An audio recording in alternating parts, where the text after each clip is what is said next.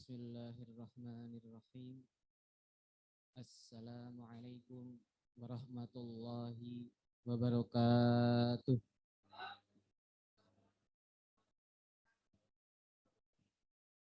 Alhamdulillahirabbil alamin. Wassalatu wassalamu ala asyrafil anbiya'i wal mursalin sayyidina wa maulana Muhammadin wa ala alihi wa ashabihi ajma'in. Rabbi shrah lana sudurana wa yassir lana umurana wahlul 'uqdatam min lisanina yafqahu qawlana. Amma ba'd. Baik. Apa kabar teman-teman semua?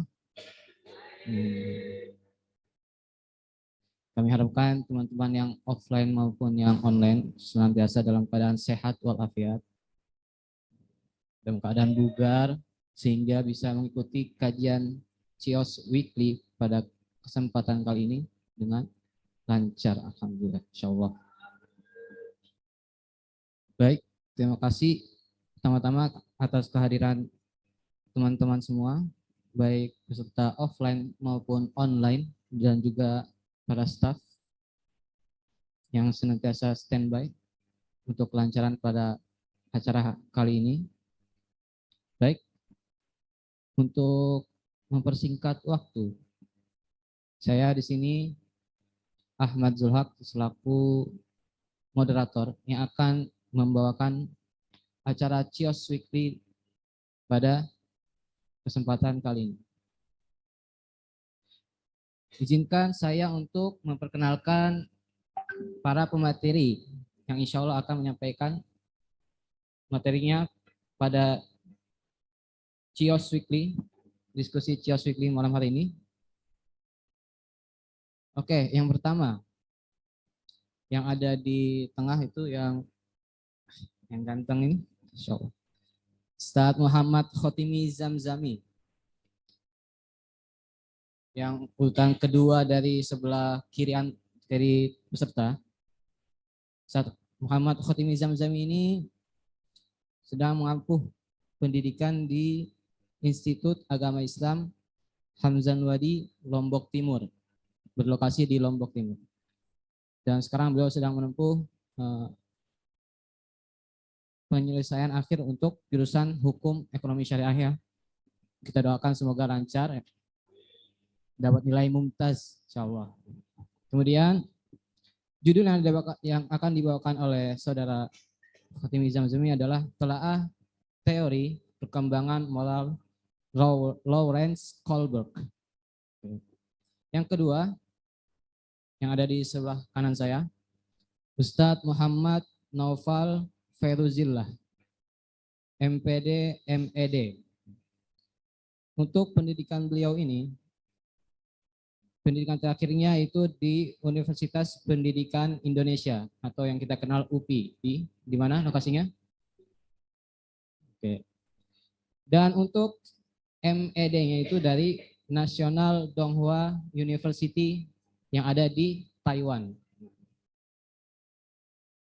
Dan untuk kedua gelar ini semuanya dalam jurusan yaitu pendidikan anak usia dini atau yang kita kenal PAUD.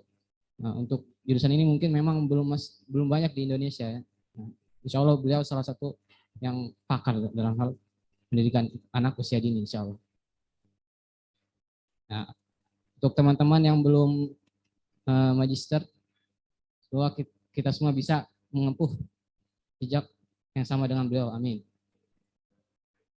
Untuk yang ketiga, Ustadz Hijri Fata yang ada paling kanan, paling kiri ya. Ustadz Hijri Fata, SH.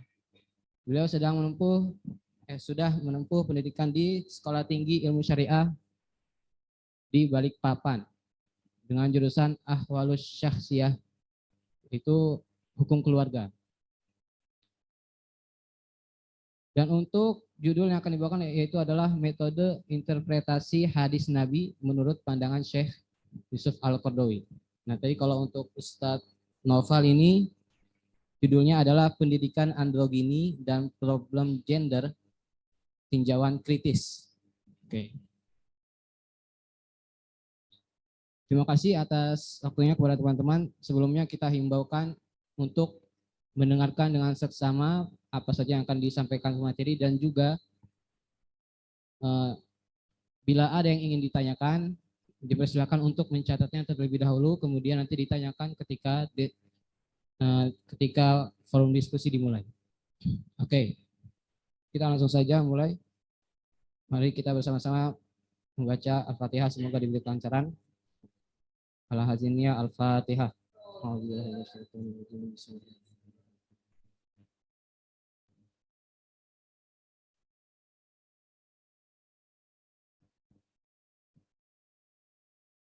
Oke, untuk yang pertama, materi pertama yaitu dari Ustadz Khotimi Zamzami dengan judul Telaah Teori Perkembangan Moral Lawrence Kohlberg. Kepada beliau waktu dan tempat kami persilahkan.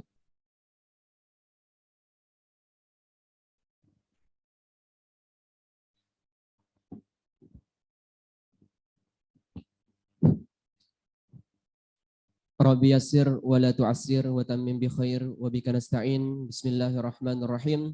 Assalamualaikum warahmatullahi wabarakatuh. Alhamdulillah wassalatu wassalamu ala sayyidina Rasulillah wa ala alihi wa ashabihi wa mawalah wa man tabi'ahu bi ihsanin ila yaumil qiyamah, amma ba'du. Pertama, kami ucapkan terima kasih kepada para mentor yang telah membimbing kami sehingga dapat menyelesaikan tugas untuk kami presentasikan pada kesempatan CIOS Weekly kali ini. Kemudian terima kasih pula kami ucapkan kepada rekan-rekan baik yang berasal dari kampus Nida Gontor ataupun rekan-rekan PKU 16 yang menyempatkan waktu untuk hadir juga pada kesempatan kali ini. Dan tidak lupa pula kami ucapkan terima kasih kepada rekan-rekan kita yang ikut menyaksikan kajian CIOS Weekly pada kesempatan kali ini melalui jalur online di mana saja berada. Nah, pada kesempatan kali ini kami di sini akan menyampaikan materi yang berjudul Telaah Teori Perkembangan Moral Lawrence Kohlberg. Baik, sebelum kita lanjutkan, marilah kita lihat salah satu fenomena yang terjadi di Indonesia, yaitu kenakalan remaja, seperti yang terlihat di slide. Satpol PP mengancam untuk menutup segel sebuah losmen karena diduga menjadi tempat kumpul kebo para anak-anak. Kemudian tawuran remaja seringkali membuat resah warga. Dan juga hanya karena rambutnya dipotong, seorang anak atau siswa tega memukul gurunya, bahkan mengancam untuk membunuhnya. Nah, ini menunjukkan adanya degradasi moral pada generasi muda Indonesia pada saat ini. Apakah yang menyebabkan ini bisa terjadi? Apakah yang salah dari cara mendidik selama ini? Apakah pendidikan moral yang diterapkan di dunia pendidikan Indonesia belum tepat? Nah, kemudian salah satu tokoh pendidikan barat yang pemikirannya mengenai moral seringkali dijadikan rujukan guna menjadi landasan moralitas peserta didik di Indonesia, yaitu Lawrence Kohlberg. Nah, kemudian apakah pemikiran mengenai moral yang dipikirkan oleh Lawrence Kohlberg ini cocok untuk diterapkan di Indonesia? Dan apakah teori Kohlberg ini dapat menjadi solusi degradasi moral yang terjadi saat ini? Mari kita sama-sama menelaah pemikiran Kohlberg mengenai hal tersebut. Nah, kita mulai dari biografinya. Lawrence Kohlberg ini sendiri adalah seorang ahli psikolog dan pendidikan yang lahir tanggal 25 Oktober 1927 sebelum Indonesia merdeka ya. Nah, beliau ini dilahirkan di New York. Kemudian meninggal pada tanggal 19 Januari 1987. Nah, pada tahun 1948 dia masuk kuliah di Universitas Chicago dan di sanalah dia berhasil mendapatkan gelar bachelor pada bidang psikologi. Kemudian pada tahun 1958, Lawrence Kohlberg ini lulus S3 dengan disertasinya yang berjudul The Development of Modes of Thinking and Choice in the Year 10 to 16. Nah, di mana disertasinya inilah yang kemudian menjadi landasan teori perkembangan moral yang ia cetuskan. Kita lanjut ke beberapa karyanya. Nah, Lawrence Kohlberg ini di samping sebagai seorang ahli pendidikan dan psikologi, dia juga termasuk seorang penulis yang cukup produktif. Nah, ini dibuktikan dengan beberapa karyanya di sini kami cantumkan. Salah satunya The Philosophy of Moral Development, kemudian The Psychology of Moral Development, dan beberapa karya yang lain. Yang masing-masing diterbitkan pada tahun 1981, 1984, dan seterusnya. Bisa dilihat di gambar. Kemudian pemikiran Kohlberg ini mengenai moral dipengaruhi oleh beberapa tokoh. Nah, salah satu tokoh yang paling menginspirasi Kohlberg ini adalah Zhang Piaget. Nah, di mana Zhang Piaget ini adalah pelopor dari teori perkembangan moral kognitif. Nah, yang di mana teori Zhang Piaget inilah yang dikembangkan dan dimodifikasi oleh Lawrence Kohlberg sehingga menciptakan teori yang baru, yakni teori perkembangan moral yang dia cetuskan. Nah, di samping Zhang Piaget, tokoh lain yang mempengaruhi pemikirannya juga adalah John Dewey dan Emil Durkheim. Nah, kemudian kita lanjut ke definisi moral menurut Kohlberg. Nah, bagi Kohlberg sendiri, moral itu adalah keterkaitan dengan kepedulian seseorang dengan orang lain. Nah, di mana moral ini mengarahkan seseorang untuk dapat berbuat baik kepada orang lain. Selanjutnya, teori perkembangan moral Lawrence Kohlberg.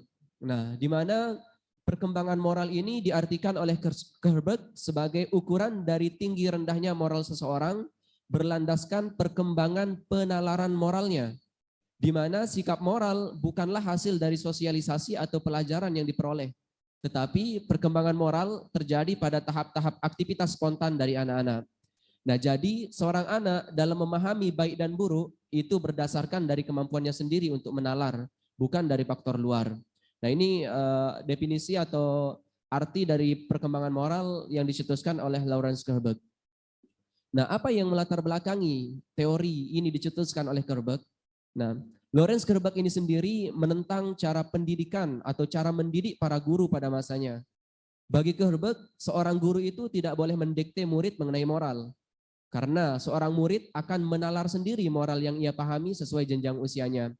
Namun, di lingkungan tempat Kohlberg berada, para guru banyak yang melakukan hal tersebut. Mereka mendikte murid terhadap apa yang harus dilakukan, membuat evaluasi perilaku murid, dan mengarahkan perilaku murid untuk mengerjakan ini dan itu di kelas. Nah, bagi Kohlberg seharusnya guru tidak melakukan hal tersebut. Nah, dicontohkan oleh Kohlberg, dia menjumpai seorang anak dan anak itu berkata, "Aku tidak ingin disebut anak nakal." Nah, kemudian Kohlberg bertanya, "Siapa anak-anak nakal itu?" Anak itu menjawab, "Anak nakal itu adalah orang-orang yang tidak mengembalikan buku mereka ke tempatnya dan dimarahi oleh Pak Guru." Nah, disebutlah anak tersebut anak nakal oleh gurunya. Nah, bagi Kohlberg, seorang guru tidak seharusnya melakukan tersebut, di mana guru mendikte murid mengenai nilai moral yang dianutnya dan berusaha untuk menanamkannya kepada murid. Nah, kemudian tujuan mengetahui perkembangan moral bagi Kohlberg. Nah, seorang guru tujuannya untuk mengetahui perkembangan moral anak adalah untuk membantu anak menemukan nilai-nilai moralnya sendiri dan membiarkan anak menggunakan penalaran moralnya untuk mengontrol perilakunya sendiri. Nah, bukan ikut menanamkan nilai moral. Nah, metode penelitian yang dilakukan Kohlberg untuk menyusun teorinya ini, di mana Kohlberg melakukan serangkaian penelitian terhadap 84 anak laki-laki di kota Chicago, yang rentang usia anak yang jadi objek penelitiannya adalah berusia sekitar 13 tahun, 10 tahun sampai 16 tahun. Nah, beberapa subjek diikuti secara longitudinal dan dites berulang-ulang selama rentang waktu sekitar 20 tahun, yaitu dimulai dari tahun 1956 sampai pada tahun 1976. Nah, di mana dalam penelitiannya ini setiap anak yang diinterview selama 2 jam dengan ditanyakan isu-isu moral yang berbentuk dilema. Dan dari 58 objek penelitian tersebut, 58 dari mereka memberikan respon yang sesuai, di mana mereka memberikan jawaban refleks mengenai hal yang diinginkan. Nah, dari penelitiannya ini, Lawrence Kohlberg menyimpulkan bahwa perkembangan moral anak dibagi menjadi 3 tahap, yang masing-masing tahap melewati 2 step perkembangan sesuai jenjang usianya. Nah, kita mulai masuk ke tahap-tahap yang dimaksud oleh Lawrence Kohlberg. Nah, tahap pertama perkembangan moral anak disebut oleh Kohlberg dengan prakonvensional, di mana pada bagian pertama ini, stake satunya, orientasi daripada moral anak adalah kepatuhan dan hukuman, di mana anak itu akan melakukan sesuatu yang berakibat fisik baginya. Jika dia mengerjakan sesuatu yang menghasilkan reward, maka itulah hal baik. Akan tapi jika menimbulkan punishment atau hukuman, maka itu adalah hal buruk bagi anak dalam jenjang usia 4-10 tahun. Nah, kemudian pada tahap kedua, orientasi moral anak tidak lagi secara mutlak tergantung pada akibat fisik yang dia terima. Artinya pada tahap ini mereka mulai menyadari bahwa setiap kejadian bersifat relatif dan anak lebih berorientasi pada prinsip kesenangan. Nah, kalau anak senang melakukannya, itulah hal baik bagi anak pada usia 4-10 tahun. Nah, anak pada tahap ini mulai bersifat individualistis dan egosentris. Kemudian tahap yang kedua, bagian yang kedua dari tahap perkembangan moral disebut dengan konvensional. Nah, ini terjadi pada anak pada rentang usia 10-13 tahun. Nah, bagi Kohlberg, pada bagian kedua ini, tahap ketiga pada bagian kedua ini, orientasi baik dan buruk bagi anak itu adalah otoritas. Nah, maksudnya itu seseorang anak berusaha melakukan sesuatu untuk dipuji oleh orang yang dia anggap memiliki otoritas di lingkungannya. Nah, jadi seorang anak itu jikalau mendapatkan pujian atau dikatakan good boy oleh otoritas tempat lingkungannya berada, itulah nilai kebaikan. Kemudian pada bagian kedua ini juga ada tahap keempat, yaitu orientasi moral anak pada tahap ini adalah norma-norma sosial dan otoritas. Nah, di sini anak-anak sudah mulai mengenal apa itu norma sosial, di mana anak mulai menyadari kewajiban untuk melaksanakan norma-norma yang ada dan mempertahankan pentingnya keberadaan norma. Artinya, untuk dapat hidup secara harmonis di lingkungannya, anak itu harus menerima peraturan yang telah disepakati bersama pada kelompok sosial tempat dia berada. Nah, tahap perkembangan moral terakhir pada anak bagi Kohlberg, yaitu tahap yang ketiga atau bagian yang ketiga. Dia memberikannya nama dengan post konvensional, di mana pada bagian yang ketiga ini terdiri dari tahap yang kelima, yaitu orientasi baik dan buruk bagi anak adalah kontrak sosial antara dirinya dengan lingkungan sosial tempat ia berada. Nah, pada tahap ini ada hubungan timbal balik antara individu atau anak tersebut dengan lingkungan sosialnya. Artinya bila seseorang melaksanakan kewajiban yang sesuai dengan tuntutan norma sosial, maka sang anak akan berharap mendapatkan perlindungan dan penerimaan dari lingkungan tempat dia berada. Kemudian tahap yang terakhir, yaitu jenjang yang keenam, ini tahap moral tertinggi bagi Kohlberg, yaitu tahap prinsip universal. Nah, arti universal di sini adalah dalam tahap ini kebenaran didasari oleh kata hati seorang anak yang mengandung konsistensi, pemahaman logis dan prinsip universal. Universal di sini maksudnya adalah keadilan, persamaan hak asasi manusia, penghormatan terhadap martabat manusia, dan mengikuti prinsip etik yang dipilih oleh dirinya sendiri. Nah, apabila ada hukum, misalnya ada hukum yang tidak sesuai dengan apa yang dianggap baik oleh anak pada jenjang ini, maka anak tersebut berani untuk melawannya. Nah, ini teori perkembangan moral menurut Kohlberg. Sudah tertarik dengan teori perkembangan moral Lawrence Kohlberg? Nah, mari kita lihat analisis dan komentarnya. Tidak lucu ya, maaf. Oke. Di antara pemikir barat yang mengkritik atau mengomentari teori Lawrence Kohlberg ini adalah Carol Gilligan. Nah, Carol Gilligan ini berargumentasi bahwa teori Kohlberg ini terlalu androsentrik. Mengapa demikian? Karena teori Kohlberg ini dikembangkan berdasarkan penelitian empiris yang hanya menggunakan partisipan laki-laki saja, khususnya di kota Chicago. Nah, menurutnya hal tersebut membuat teori ini tidak dapat menggambarkan pandangan seorang perempuan, karena perempuan memiliki ego yang berbeda. Nah, sekalipun Gilligan ini sebenarnya memiliki aliran moral sendiri, yaitu dia ini sebenarnya memiliki aliran feminis seperti itu. Nah, kemudian di antara pemikir barat yang juga yang mengomentari nilai moral Kohlberg ini adalah Kevin Durkheim. Nah, dia menyatakan bahwa gambaran penalaran moral Kohlberg ini merupakan interpretasi moralitas yang ditemukan hanya dalam masyarakat demokratis barat saja, sehingga tidak akan dapat dijumpai pada budaya bukan barat. Dan juga tokoh yang lain yang mengomentarinya adalah Simpson. Dia menyatakan bahwa tahap-tahap dan asumsi yang mendasari teori Kohlberg ini adalah bias budaya, Nah, sebagaimana kami sampaikan di atas bahwa dia hanya melakukan penelitiannya sekalipun selama jenjang waktu 20 tahun, akan tapi di satu tempat yang sama, yaitu di kota Chicago. Nah, ini membuktikan banyak juga tokoh-tokoh pendidikan barat yang kurang sepakat dengan pandangan Kohlberg mengenai moral. Nah, selanjutnya, hak dan kewajiban pendidik dan siswa. Nah, di sini jelas sekali dari teori Kohlberg yang dikemukakan itu. Tugas guru hanya membantu murid melewati setiap penalaran moral mereka, sehingga mencapai moral yang tertinggi, yaitu memahami kontrak sosial di lingkungannya, bukan ikut menanamkan nilai moral yang dianut oleh sang guru. Dalam Islam sendiri, semua itu diatur secara proporsional. Maksudnya, seorang murid memang memiliki hak untuk menilai baik dan buruk sesuai dengan usianya. Namun di samping itu, pendidik dalam Islam juga berkewajiban untuk mengarahkan pandangan muridnya mengenai baik dan buruk. Bagaimana caranya? Yaitu dengan cara memberikan keteladanan dan mencontohkan kebaikan, bukan dengan cara mendoktrin.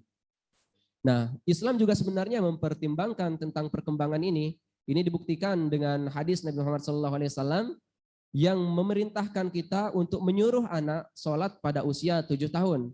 Dan jikalau anak sudah berusia 10 tahun, maka jikalau anak tidak mau untuk mengerjakan sholat, maka diperintahkan untuk memukul. Sekalipun memukul di sini kita garis bawahi karena panjang penjelasannya ya. Ya. Nah, kemudian yang jadi masalah juga adalah standar moral. Nah, standar moral. Mengapa demikian? Karena standar moral yang ditawarkan di sini berbeda. Kohlberg di sini, standar moral yang ditawarkan adalah hanya berupa kontrak sosial saja. Di mana kontrak sosial yang berlaku di lingkungan tempat Kohlberg melakukan penelitian dan merumuskan teorinya tentu saja sangat berbeda dengan keadaan di Indonesia. Lain halnya dengan standar moral yang Islam tawarkan, yaitu berlandaskan dengan fitrah. Dalam ajaran Islam, fitrah itu selalu mengarahkan kepada kebaikan. Kebaikan di sini sifatnya universal, menyeluruh, meliputi kebaikan kepada sesama manusia, kebaikan kepada Sang Pencipta, bahkan kebaikan kepada seluruh alam. Dan seperti yang kami sampaikan di atas, Kevin Durkin dan Simpson pada slide sebelumnya menyatakan bahwa teori Kohlberg ini sebenarnya hanya berupa interpretasi moralitas yang ditemukan Kohlberg dalam masyarakat demokratis barat dan sangat bias budaya seperti itu. Sehingga tidak semuanya cocok untuk diterapkan di Indonesia. Nah, kesimpulannya di sini kami mengutip pendapat Al-Atas bahwa tujuan pendidikan dalam Islam adalah untuk menghasilkan manusia yang baik. Unsur fundamental yang melekat dalam konsep pendidikan Islam adalah penanaman adab dan takdib. Berbeda dengan Barat. Barat itu tujuan pendidikannya adalah untuk menciptakan warga yang baik. Nah, artinya jikalau Anda sudah membayar pajak, jikalau Anda sudah menaati aturan lalu lintas dan sebagainya, nah hanya itulah arti kebaikan menurut mereka. Nah, hanya itu mungkin yang dapat kami sampaikan pada kesempatan kali ini. Mohon maaf jikalau mungkin terdapat kesalahan. Kami tutup dengan wallahu a'lam bishawab, wallahul muwaffiq wal hadi ila sabilir rasyad. Wassalamualaikum warahmatullahi wabarakatuh.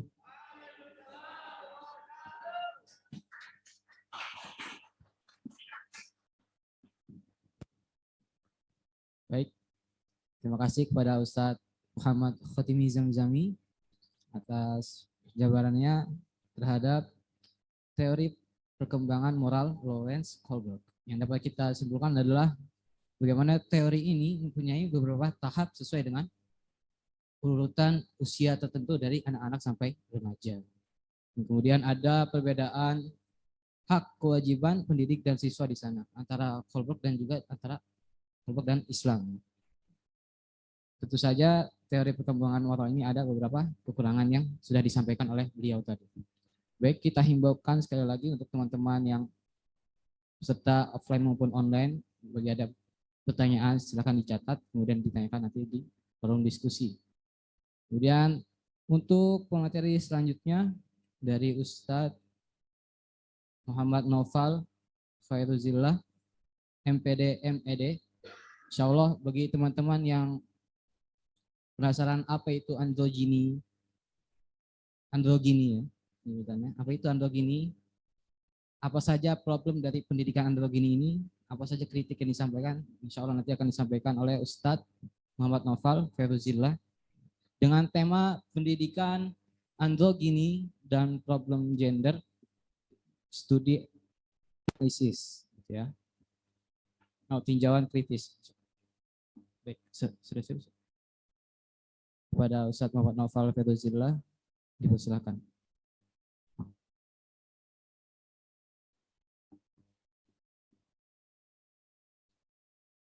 A'udzubillahi minasyaitonirrajim. Bismillahirrahmanirrahim. Assalamualaikum warahmatullahi wabarakatuh.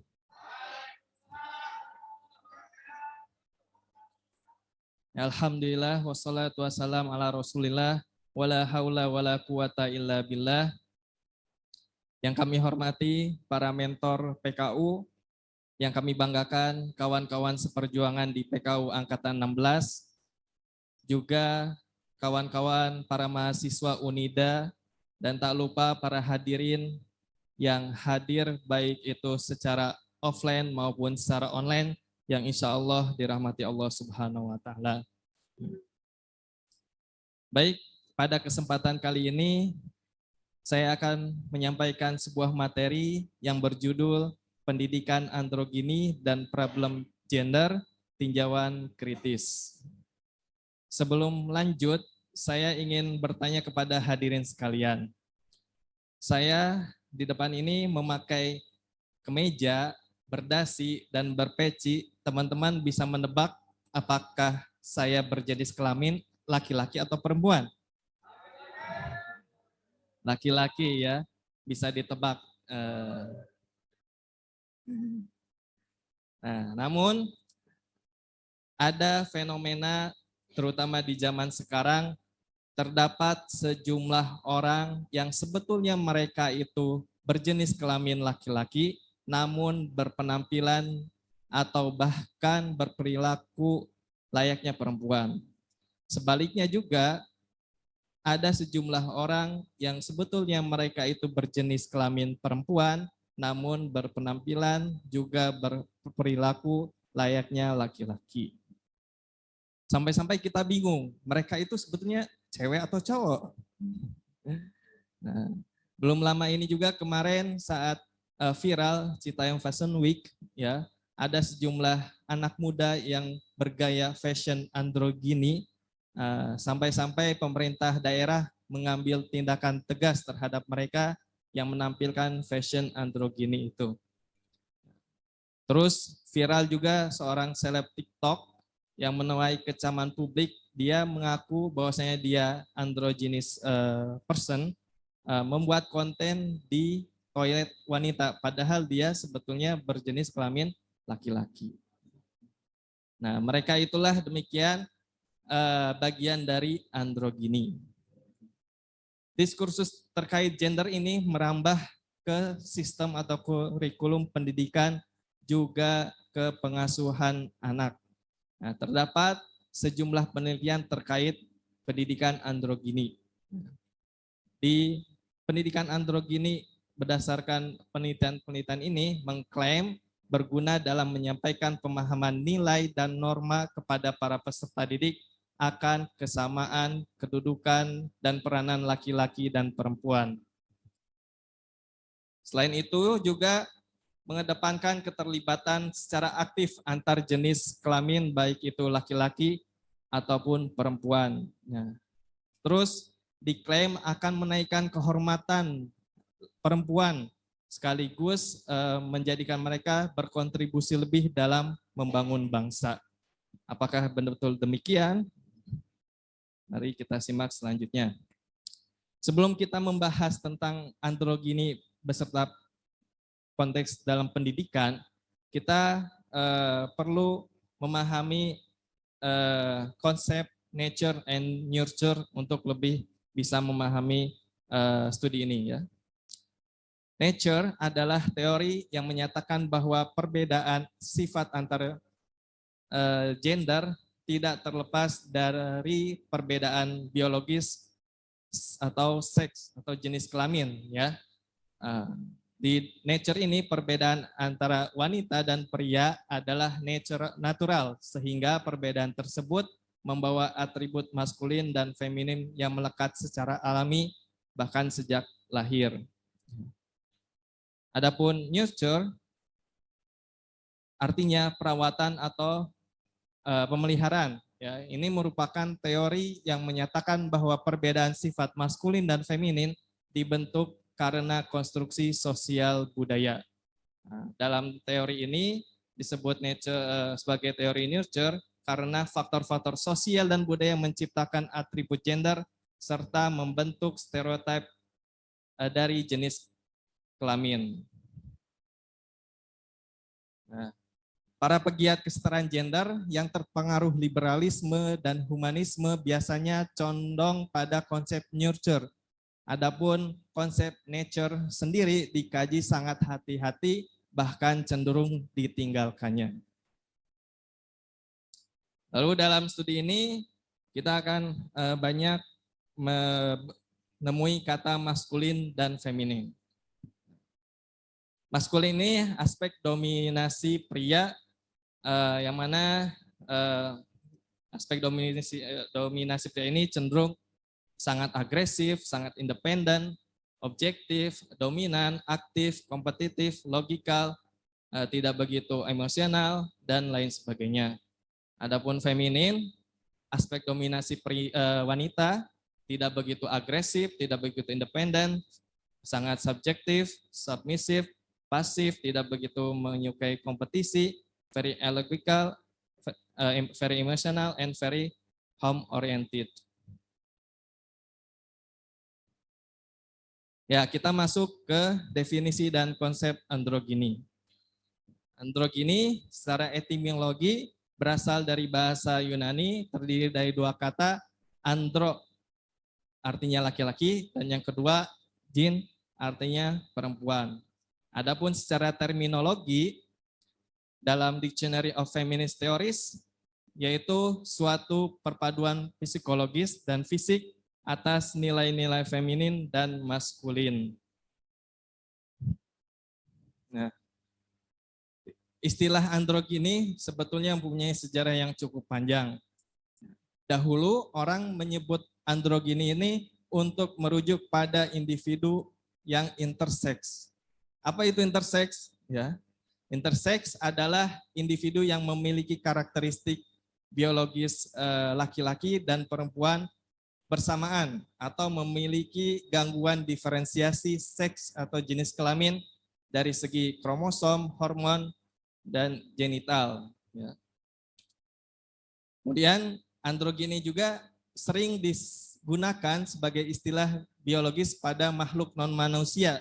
Ya, tidak hanya kepada manusia, tapi juga kepada hewan dan tumbuhan, yang mana hewan dan tumbuhan ini memiliki dua organ atau alat kelamin, yaitu jantan dan betina yang berfungsi secara penuh, sehingga makhluk tersebut bisa memproduksi sel telur dan sperma dalam satu tubuhnya. Biasa disebut juga hermafrodit. Lalu androgini ini mulai kerap diperbincangkan pada tahun 1970-an, utamanya oleh seorang ilmuwan di bidang gender studies and psychology, yaitu Sandra Bem, berasal dari Amerika, yang menggagas konsep androgini psikologis. Androgini ini kombinasi atau pengaburan dalam satu makhluk, menampilkan karakteristik laki-laki dan perempuan sekaligus, tetapi secara keseluruhan tetap ambigu, sehingga dalam mengidentifikasi seksual sulit dilakukan. Nah, kemudian terdapat klasifikasi peran gender. Ya, di sini ada dua model, model tradisional dan model non-tradisional. Untuk model tradisional ini sifatnya bipolar, yakni ada kutub maskulin dan feminin. Nah, jadi apabila sifat-sifat maskulinnya itu tinggi, maka sifat-sifat femininnya akan rendah. Sebaliknya juga apabila nilai-nilai femininnya tinggi, maka nilai-nilai maskulinnya rendah. Adapun untuk non-tradisional model, yang ini ada konsep androgininya, ya, di mana apabila nilai-nilai feminin dan maskulin itu sama-sama tinggi, maka dikategorikan androgynous person ya. Kalaupun nilai-nilai feminin dan maskulinnya rendah, maka dikategorikan undifferentiated. Ya, kita masuk ke pendidikan androgini. Pendidikan androgini adalah pendidikan yang memperkenalkan konsep bebas gender kepada anak laki-laki maupun anak perempuan.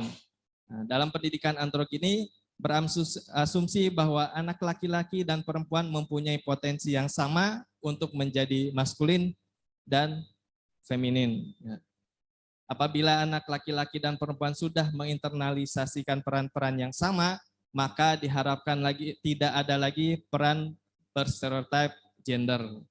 Menurut BEM yang tadi seorang psikolog, setiap anak yang disosialisasikan secara androgynous akan menghasilkan kualitas identitas gender yang maksimal pada kedua sifat, maskulin dan feminin.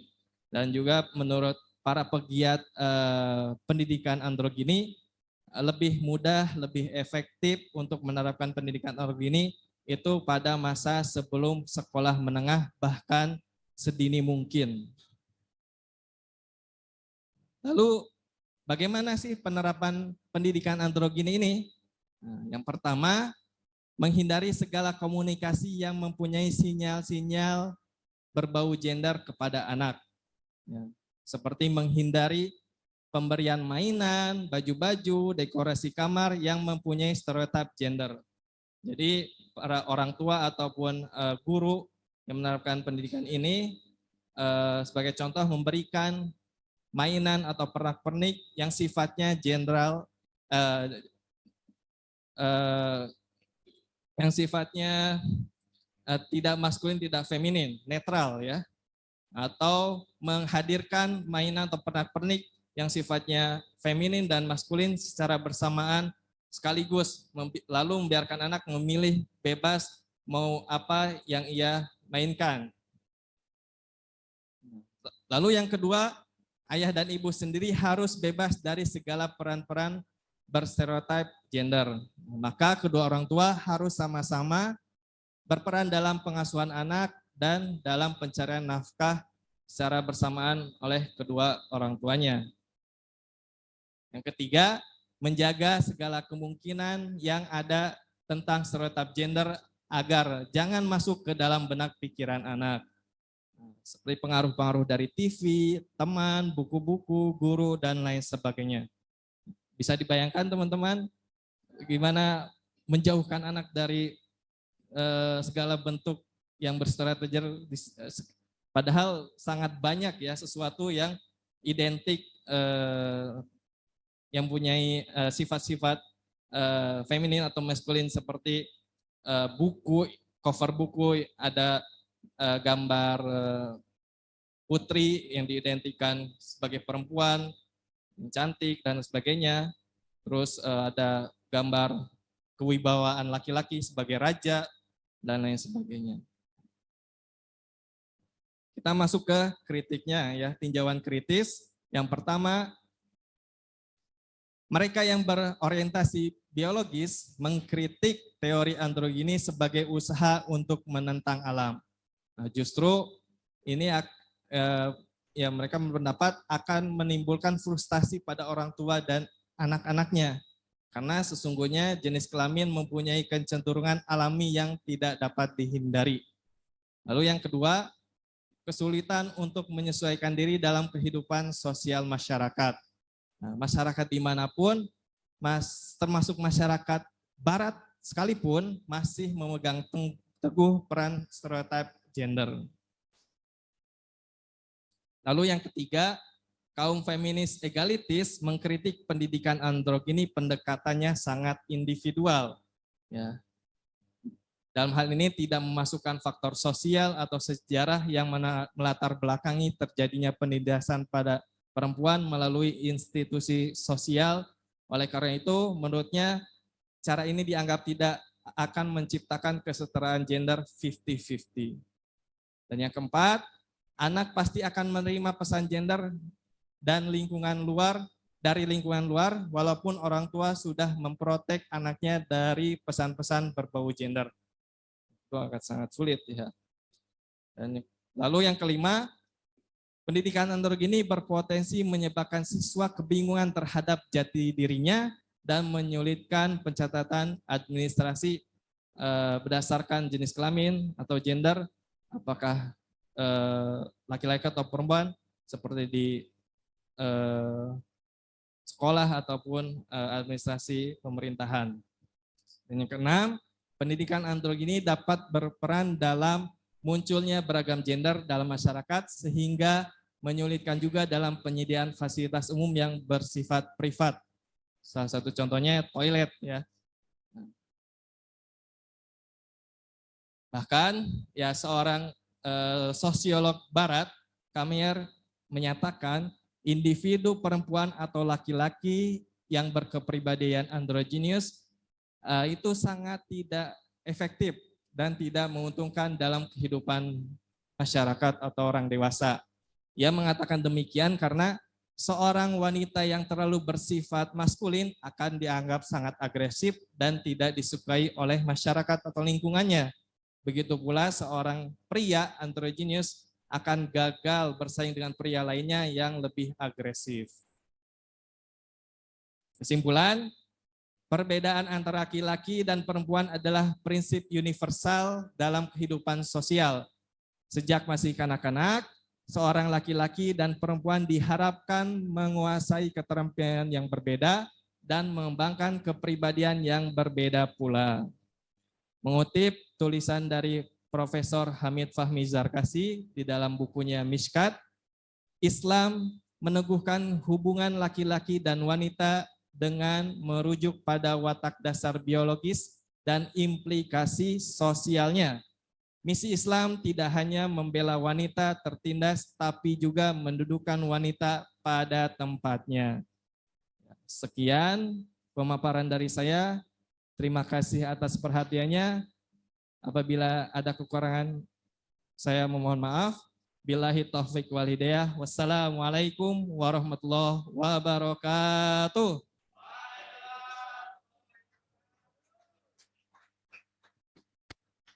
Baik, terima kasih kepada Ustadz Muhammad Noval atas penjelasannya terhadap apa itu androgini. Saya suka ketukar sama androgini dan Lamborghini, mirip-mirip. Oke.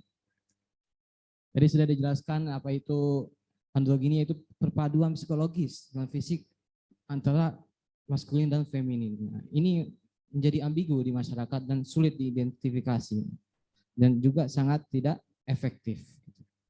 Baik, untuk penjelasan berikutnya yaitu metode interpretasi hadis Nabi menurut pandangan Syekh Yusuf Al-Qardawi yang akan disampaikan oleh Ustadz Hijri Fata SH. Nah, kenapa kita perlu menginterpretasi hadis? Bagaimana caranya? Dan akan dijelaskan oleh Ustadz Hijri Fata. Kepadanya kami persilakan.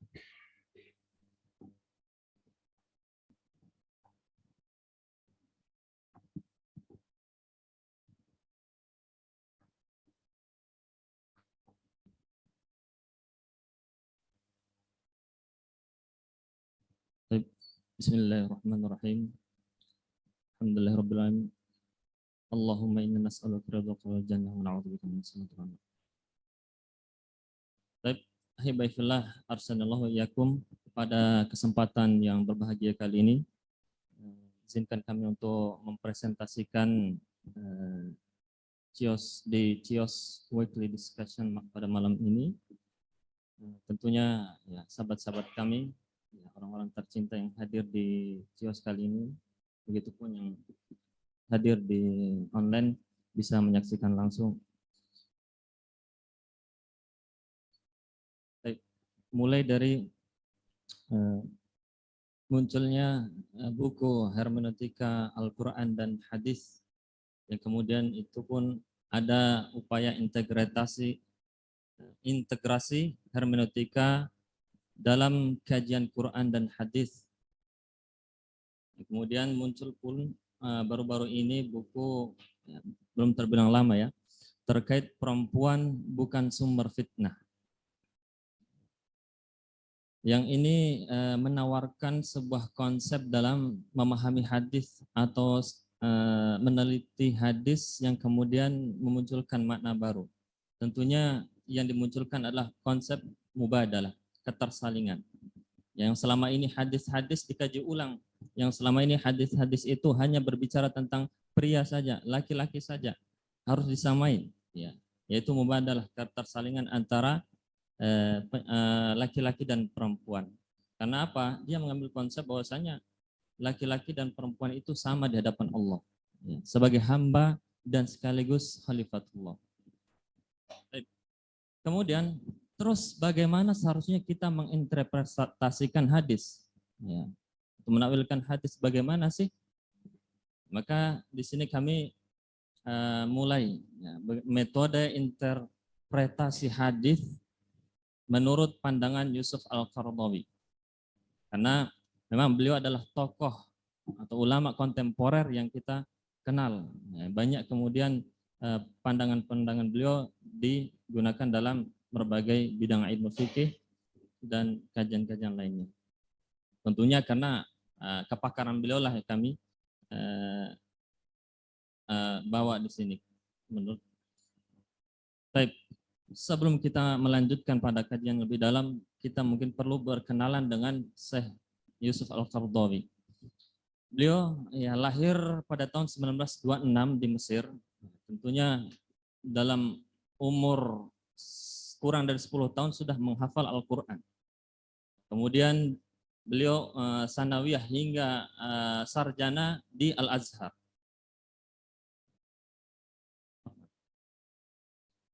Terus keluarganya beliau memiliki 7 orang anak yang kemudian ya disekolahkan di berbagai bidang ilmu, baik itu Islam maupun umum. Kegiatan beliau dalam berdakwah, beliau tentunya diangkat ya menjadi mufti Mesir dan juga dijadikan ketua dewan dalam mengkaji fatwa di Eropa. Kemudian karya-karya beliau yang banyak kemudian kita kenal dengan ya diantaranya Al-Halal wal Haram di Islam dan zakat, ya, itu zakat yang mengkaji zakat dan dampaknya terhadap penanggulangan kemiskinan. Nah, salah satu buku yang akan kita kaji pada malam ini adalah Kaifa Nata'ammal Ma'al Sunnah An-Nabawiyyah Ma'alim wa Dhawabit.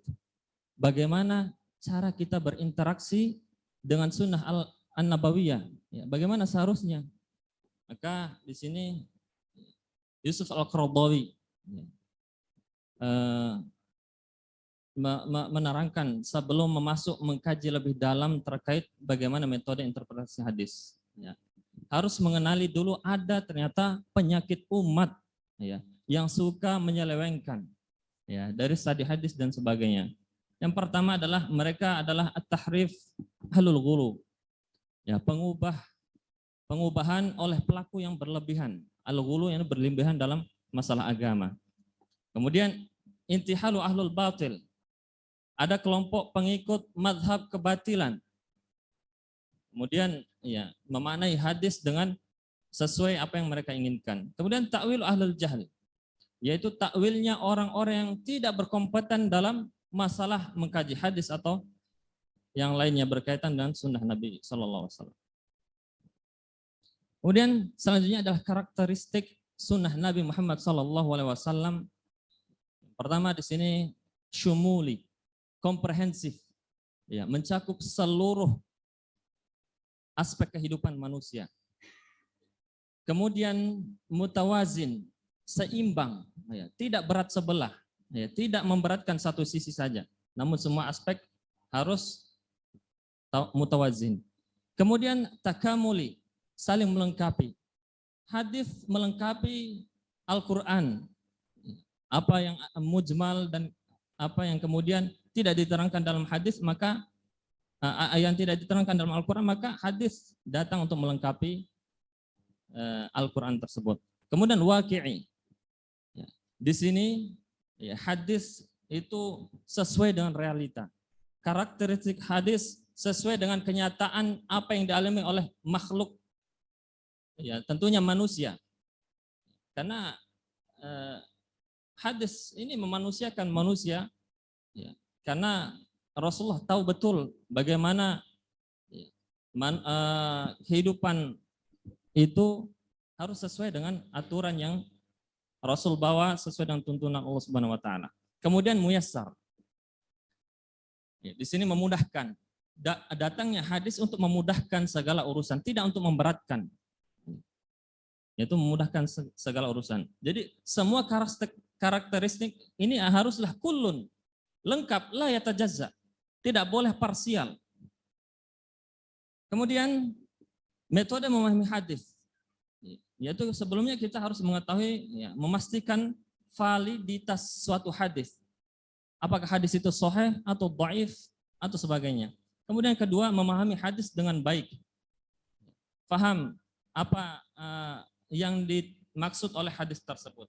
Kemudian yang ketiga, terbebasnya hadis itu dari ta'arud, ya, bertentangan dengan dalil yang lebih kuat. Mu'aradatul aqwa.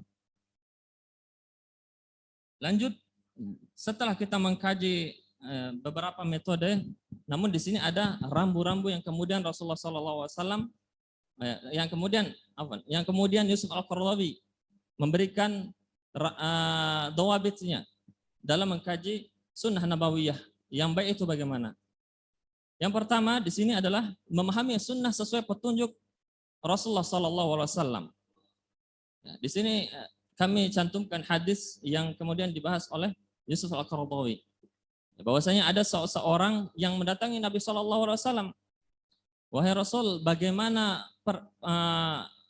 tentang bapakku? Ya, Abu Kafinnar, bapakmu di neraka. Kemudian ya setelah orang itu pergi, lalu dipanggil Rasulullah. Ya, Inna abi wa abaka finnar. Sesungguhnya bapakku dan bapakmu di neraka. Kalau kita mengkaji hadis ini seolah-olah ternyata bapak Nabi SAW di neraka. Di sini memahami as-sunnah sesuai petunjuk Al-Quran. Bahwasanya ya kita harus ketahui juga ya abun di situ ya orang Arab menyebutkan al-abawah.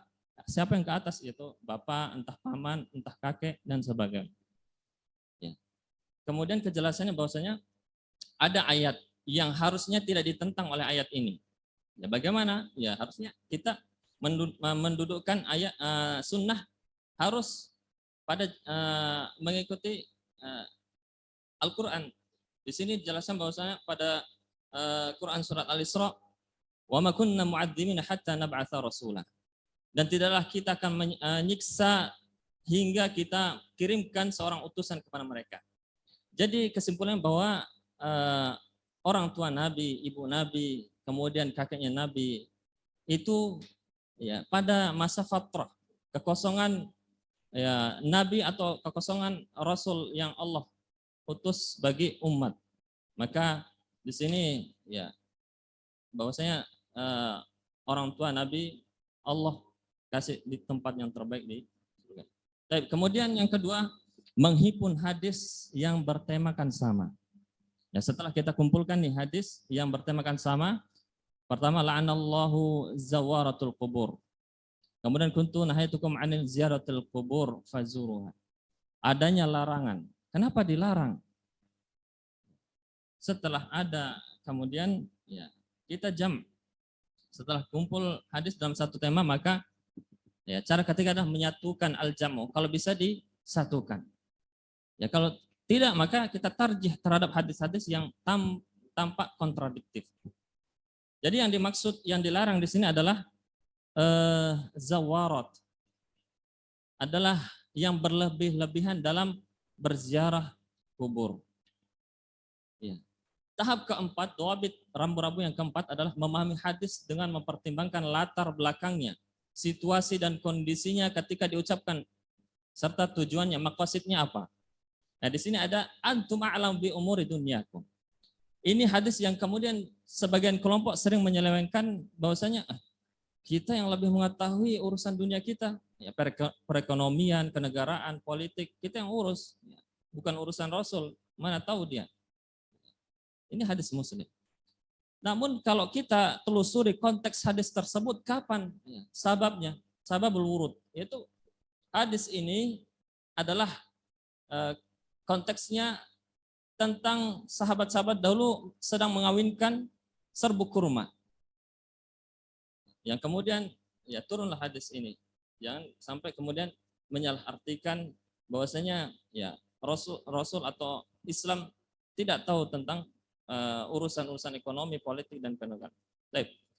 Kelima, membedakan antara sarana yang berubah-ubah dan tujuannya yang tetap.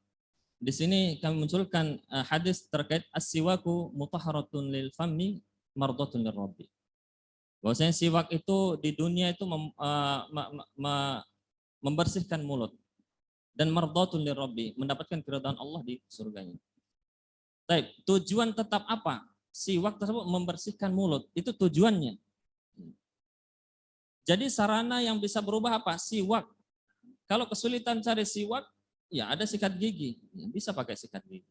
Ya, kalau tujuannya hanya untuk membersihkan mulut. Baik. Kemudian yang keenam, dhawabit yang keenam, membedakan antara ungkapan yang bermakna sebenarnya dan yang bersifat majas dalam memahami hadis. Ada makna hakikoh, ada makna al-majaz. Ya, yang hakiki tidak perlu lagi telusuri karena memang maksudnya sudah tepat. Di sini adalah salah satu hadis Aisyah. Bahwasanya ketika itu Nabi SAW menyampaikan pesan kepada istri-istrinya. Wahai istri-istriku, di antara kalian yang paling pertama menyusulku nanti adalah yang paling panjang tangannya. Atwalukunna yad. Ya, atwalukunna yadan. Maka ketika itu ya Aisyah dan yang lainnya segera ya, membanding-bandingkan tangannya siapa yang paling panjang. Dan kemudian bahkan diceritakan mengambil bilahan bambu untuk mengukur tangan mereka siapa yang paling panjang. Namun di sini yang dimaksud ya, adalah panjang tangan. Kalimat majas yang Rasulullah sampaikan adalah yang gemar bersedekah, yang suka bersedekah, yang suka berbuat baik. Maka dalam hadis tersebut dikatakan yang paling berbuat baik adalah siapa? Zainab binti Jahsh. Baik, ketujuh, membedakan antara alam ghaib dan alam syahadah. Mana yang itu terkait dengan halal ghaib, ya menakwilkan halal ghaib, dan syahadah yang sudah pasti nampak. Maka di sini hal-hal ghaib, ya malaikat jin, jannat wan nar, arsh, kursi, itu semua hal yang ghaib. Ya, hanya dituntut mengimani saja, ya, tanpa harus ada penelitian lebih jauh gimana keadaan surga dan sebagainya, bagaimana keadaan neraka dan sebagainya. Tidak perlu. Ya, di sini ditegaskan oleh Nabi SAW dalam hadis qudsinya, adatul ibadiyas salihin ma la ainun ra'at wa la udhunun sami'at wa la khatara ala qalbin basar. Kemudian yang ketujuh, ya, di sini memastikan makna dan konotasi kata-kata dalam hadis. Konotasinya apa? Jangan sampai kemudian keliru dalam memaknai atau membuat terminologi baru terhadap Islam sehingga membuat penyimpangan makna-makna tersebut jauh sekali dari yang diinginkan. Baik, kesimpulan. Hadis merupakan pedoman utama setelah Al-Quran. Maka untuk memahaminya perlu kehati-hatian dan penguasaan dalam disiplin ilmunya. Untuk memahami hadis perlu metodologi yang baku dan jelas sehingga tidak terjatuh pada kesalahan dan menginterpretasi hadis, juga agar tidak serampangan dalam menggunakan metode yang diklaim lebih kontemporer. Kemudian ya quotes dari Yusuf Al-Qaradawi sendiri sebagai penutup.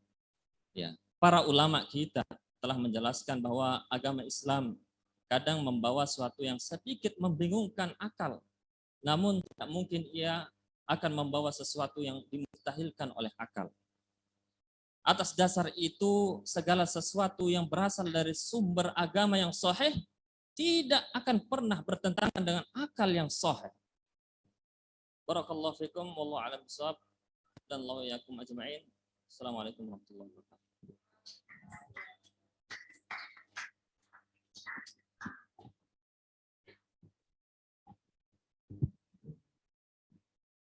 Terima kasih kepada Ustadz Hijri Fata atas penjelasannya terhadap materi metode interpretasi hadis Nabi menurut pandangan Syekh Yusuf Al-Qadai. Bagaimana kita memahami hadis sesuai sunnah, sesuai petunjuk Quran, kemudian kita memahami latar belakangnya, tujuan tertentu, dan kemudian harus melalui metode yang baku sehingga kita dapat memahami makna dari hadis tersebut. Baik, kita akan lanjutkan ke sesi berikutnya yaitu sesi tanya jawab. Untuk selanjutnya kita akan jelaskan dulu bagaimana peraturan kita dalam sesi tanya jawab ini, yaitu untuk penanya disebutkan namanya, instansinya dari mana, kemudian ditanyakan kepada pemateri siapa, dan kemudian disebutkan pertanyaannya. Nah, diharapkan untuk penanya hanya boleh bertanya satu pertanyaan saja. Kemudian kita akan beri kesempatan dulu untuk teman-teman yang offline. Bagi teman-teman yang online, silahkan cantumkan pertanyaannya di kolom chat. Untuk pertama, kita beri 3 pertanyaan untuk teman-teman yang offline. Silahkan angkat tangan. Baik, 1, 2. Dari Akhwat, Ustazah. Ada yang bertanya? Oke, satu lagi. Baik, 3. Kita sudah dapat 3. Baik, untuk pertama dari Ustadz yang di depan, silakan.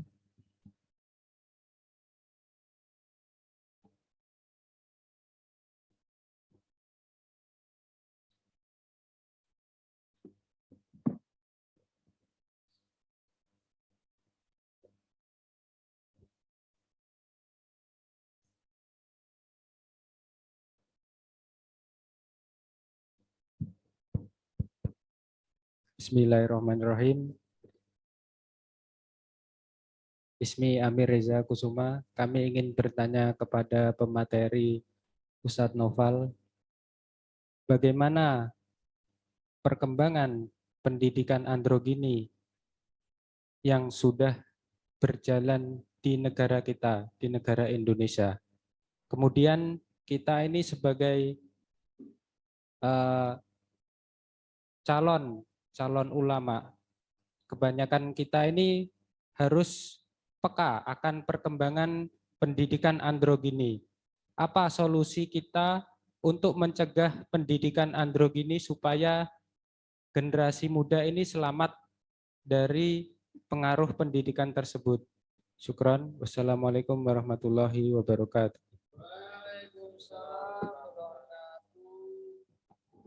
Baik, langsung dilanjutkan ke penanya kedua. Silakan maju ke depan. Gimana? Apa Bang? Apa? Maju, silakan.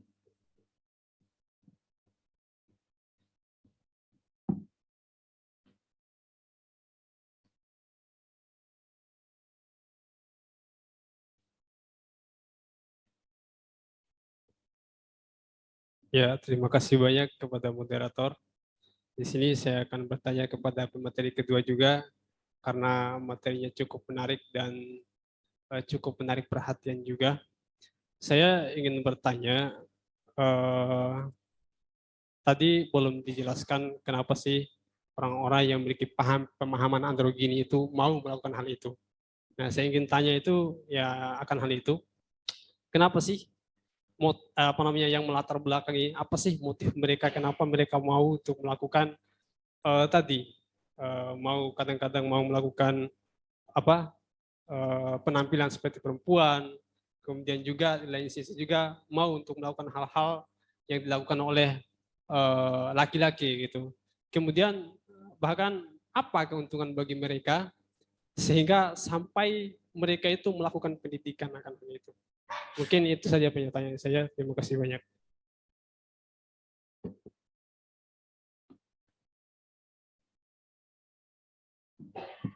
Baik, silakan untuk yang ketiga. Nah, yang ketiga silakan maju ke depan.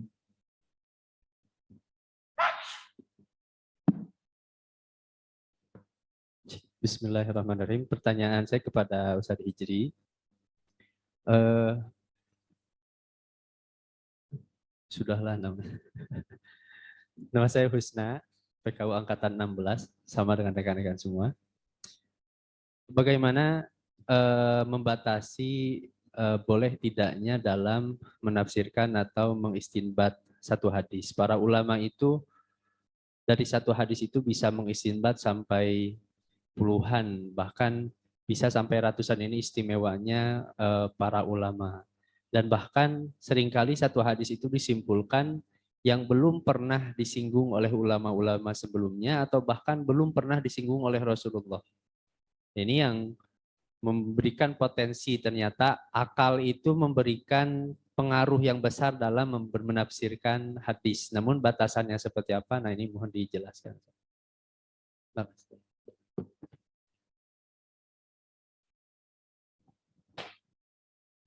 Baik, sudah dapat 3 pertanyaan. Tadi 2 pertanyaan untuk Ustadz Noval dan 1 pertanyaan untuk Ustadz Hijri. Dari penanya pertama dari Ustadz Amir Reza tadi ditanyakan bagaimana perkembangan pendidikan androgini di Indonesia, kemudian solusinya untuk generasi muda kita seperti apa. Lalu pertanyaan dari Ustadz Beni, apa latar belakang dari kaum androgini ini dan juga apa kemauan mereka? Betul, Ustadz? Baik, pada Ustadz Noval, silakan. Ya, terima kasih atas pertanyaannya. Saya akan mencoba menjawab pertanyaan-pertanyaan tadi. Ya, tadi untuk terkait perkembangan pendidikan androgini di Indonesia, ya memang sebelumnya menjadi wacana atau diskursus gender ya, dan seiring berjalannya waktu, ya diskursus itu menjadi sebuah implikasi atau ya yang diterapkan lah diterapkan di institusi-institusi pendidikan. Nah, untuk konteks Indonesia sendiri memang belum begitu luas, begitu banyak penerapan pendidikan androgini. Tapi kerap kali nilai-nilai pendidikan androgini itu mulai diterapkan. Namun namanya sendiri mungkin ya tidak eksplisit menyebutkan pendidikan androgini, tapi ya pendidikan berwawasan gender, ya, yang mana sebagian dari nilai-nilai pendidikan berwawasan gender ini disinyalir ada pendidikan androgini yang saya sebutkan, saya jelaskan tadi. Walaupun memang sebagian lagi ada nilai-nilai positif seperti pandangan bahwa setiap anak, baik laki-laki maupun perempuan, mempunyai hak untuk belajar. Nah, itu tentu positif ya. Tapi jika anak laki-laki dan perempuan dididik untuk mempunyai nilai-nilai maskulin dan feminin secara maksimal, secara penuh, sampai berimplikasi bebas gender, kemudian bahkan ada istilah netral gender. Nah, ini yang menjadi masalah. Terus bagaimana cara menanggulanginya, terutama sebagai kita umat Muslim, ya, ya kita perlu memahami, bahkan kalau bisa yang mensosialisasikan, berdakwah dan semacam sebagainya terkait fitrah anak laki-laki dan anak perempuan. Ya, kita perlu menjaga fitrah anak laki-laki dan perempuan sesuai dengan jalannya, bahkan perlu dikembangkan. Ya, jangan sampai fitrah-fitrah tersebut kita selewengkan, yang mana misalnya suatu saat nanti Ustadz Amir mempunyai anak atau berkiprah menjadi pendidik, mempunyai anak didik semacamnya, tentu tanamkan kepada anak-anak sesuai dengan fitrah laki-laki maupun fitrah perempuan. Tuh. Terus pertanyaan dari Ustadz Beni, sebetulnya apa yang melatar belakangi pendidikan androgini? Ya, Ya ini jika ditarik ke belakang, ya ini ada kaitannya tentang asal usul sejarah patriarki itu sendiri dan bisa ditarik terhadap sejarah pergerakan kaum feminis itu sendiri yang ingin yang menghapus pandangan perbedaan laki-laki dan perempuan dan menciptakan kesetaraan gender. Nah ini ada ya ada kaitannya gitu jika ditarik ke belakang. Itu yang bisa saya jawab. Terima kasih.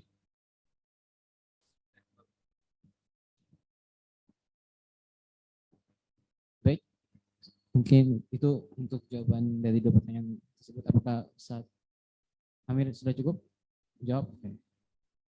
Untuk pertanyaan berikutnya ditujukan kepada Ustadz Hijri Fata dari Ustadz Husna. Mohon dikoreksi apabila pertanyaannya salah ya.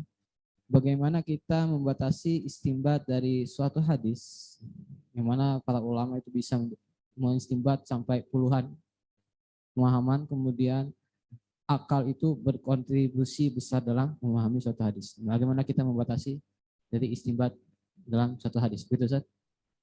Oke. Pada Ustaz Hijri Fata, dipersilakan.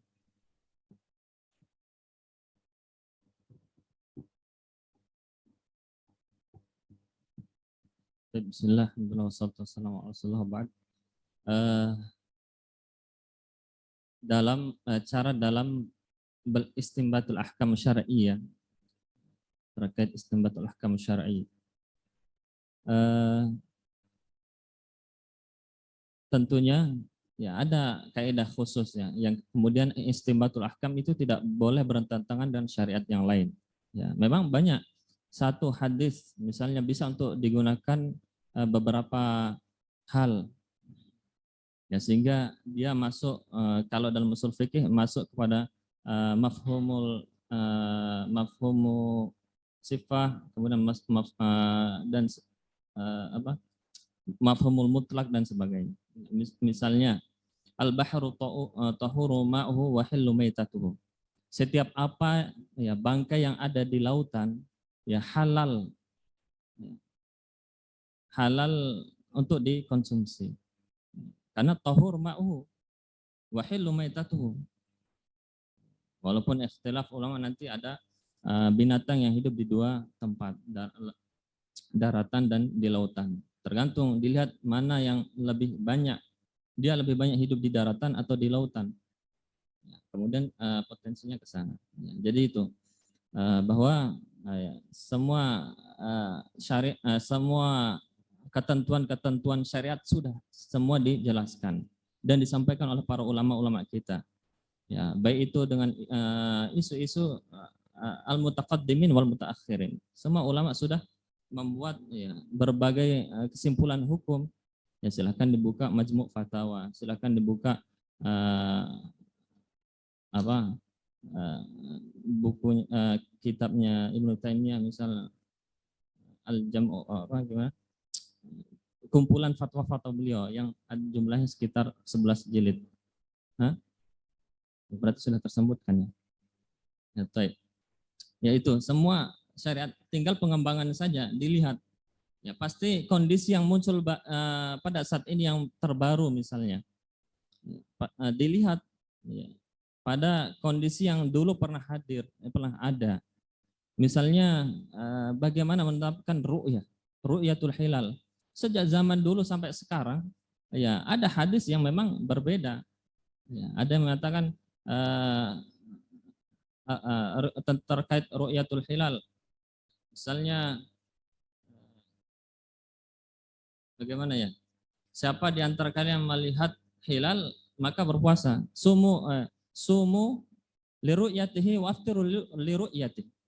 Silahkan berpuasa atas ru'yahnya ya, dari meru'yah hilal dan juga silahkan mengadakan Idul Fitri tatkala kalian menyaksikan bulan tersebut ya. Bulan bukan berarti bulan purnama, bulan apa? Hilal ya, hilal awal bulan. Tentunya semua ulama-ulama ya pasti mengkaji selalu tatkala ada hal-hal yang baru yang misalnya. Nah, paling tidak jauh dengan konteks yang sudah terjadi di bumi ini. Baik, barakallahu fikum, wallahu a'lam bishawab, kalau ada yang keliru.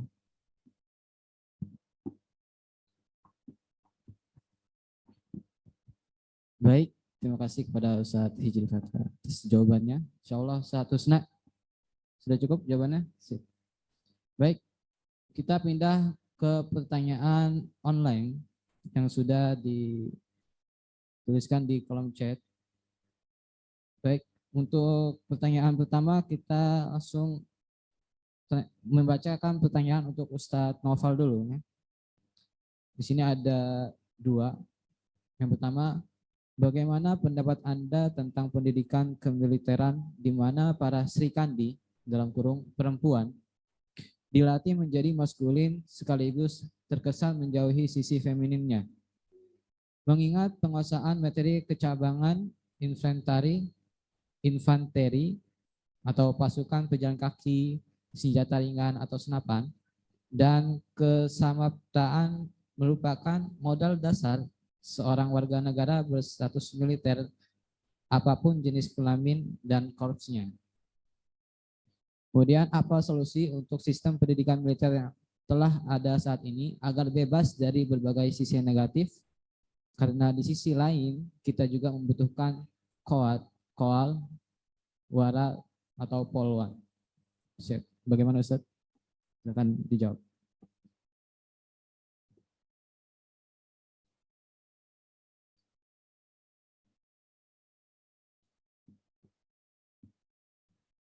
Baik, bismillah. Saya akan coba menjawab pertanyaan tadi. Ya, sepemahaman saya terkait pendidikan militer ya, baik itu di TNI ataupun semacamnya, ya itu tidak menerapkan bebas gender, yang mana sampai-sampai mengurangi atau bahkan menghilangkan sisi feminin dari anggota perempuan. Namun yang dididik ya ketegasan saat di kondisi tertentu, terus sikap-sikap tertentu dalam kondisi tertentu pula yang mungkin cenderung kepada maskulin, tapi nilai-nilai feminim atau ramah terus dan sebagainya itu tetap dijunjung tinggi kepada anggota atau siswa atau ya anggota di militer yang perempuan. Nah, dalam hal ini sebetulnya misalnya kita sebagai laki-laki dididik untuk bersikap empati, dididik untuk bersikap emosi secara baik, itu tidak masalah.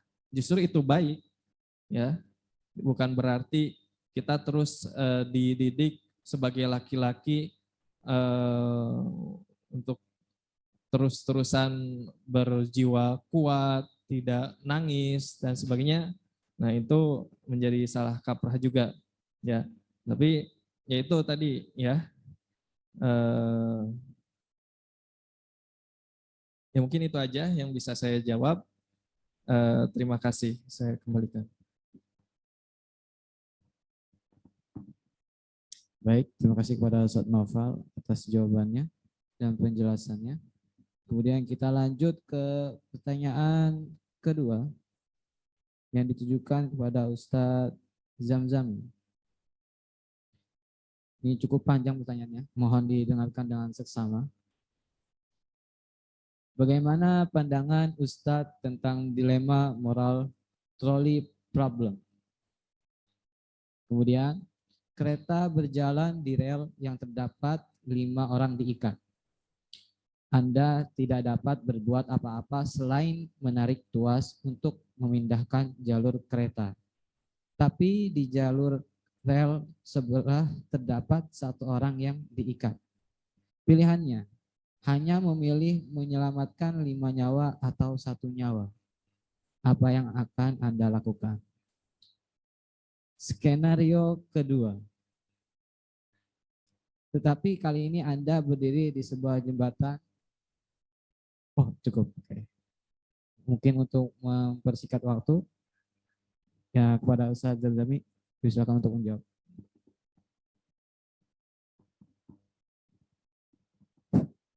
Bismillahirrahmanirrahim. Rabbi Yasir. Ya, sebenarnya kami pertama kali mendengar moral trolley problem ini ya. Itu dilema moral. Seorang yang diikat di rel kereta dan dihadapkan oleh 2 pilihan yang sulit. Menyelamatkan 1 nyawa atau menyelamatkan 5 nyawa. Nah, mana yang antum pilih? Nah, di sini bisa saya suruh menjawab. Bagaimana Islam memandang dilema moral seperti ini? Nah, mendengar pertanyaan ini, kami teringat kaidah usul fiqh yang mengatakan yakhtaru akhafad dararain. Nah, jikalau kita berada di antara 2 kemudaratan, maka hendaklah memilih kemudaratan yang lebih ringan. Nah, kemudian ada juga kaidah usul fiqh yang mengatakan ad-dararul asyaddu yuzalu bid-dararil akhaffi. Nah, jikalau kita dihadapkan kepada kemudaratan yang besar, maka kemudaratan yang besar itu dihilangkan dengan mengambil kemudaratan yang lebih kecil. Ini seandainya memang jikalau kita dipilihkan kepada 2 pilihan ini dan tidak ada pilihan lain. Nah, memang hal seperti ini juga ada dalam Al-Quran yang menguatkan kaidah usul fiqh yang tadi, yaitu dalam surah Al-Baqarah ayat 217, yaitu yas'alunaka 'anil syahril haram qitalin fih, yaitu ayat yang menjelaskan tentang seorang yang bertanya tentang peperangan di bulan haram. Ya jelas, berperang di bulan haram itu adalah sesuatu yang haram, sesuatu yang tidak diperbolehkan. Akan tetapi Allah di sana menjawab bahwa orang yang menghalangi orang yang beriman untuk masuk ke Masjidil Haram, kemudian menghalangi orang untuk melakukan kebaikan, mengeluarkan penduduknya dari rumahnya, nah itu lebih berat daripada berperang. Nah, jadi ini termasuk dilema juga. Berperang haram, tapi ada juga kemudaratan yang lebih besar. Nah, jadi di dalam Islam ada istilah akhafud dararain, yaitu memilih kemudaratan yang lebih kecil untuk menghindari mudarat yang lebih besar. Nah, ini seandainya kami dihadapkan dengan pilihan seperti ini, ya tentunya kami akan menerapkan kaidah yang tadi. Nah, mungkin ini cukup untuk menjawab pertanyaan dari saudara penanya. Sekian.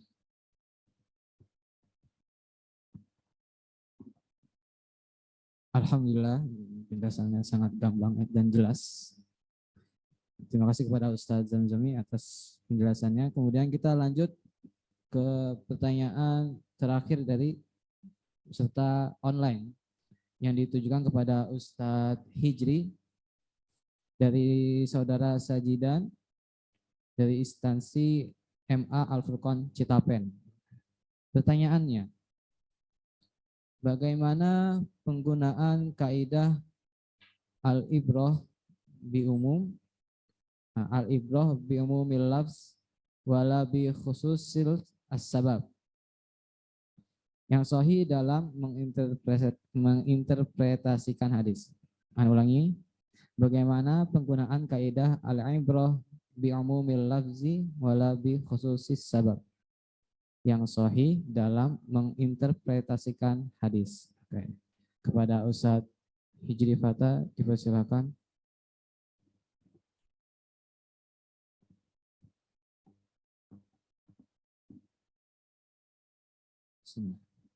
Bismillah, salatu wassalamu ala Rasulullah wa ba'd.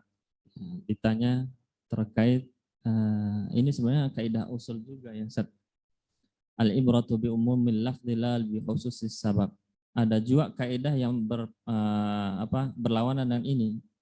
Al-ibratu bi umumis sabab la bi khususil lafzi. Nah, tapi yang ditanya di sini adalah al-ibratu bi umumil lafzi la bi khususis sabab. Dalam hadis, dalam Al-Quran banyak. Ini terkait dengan asbabun nuzul.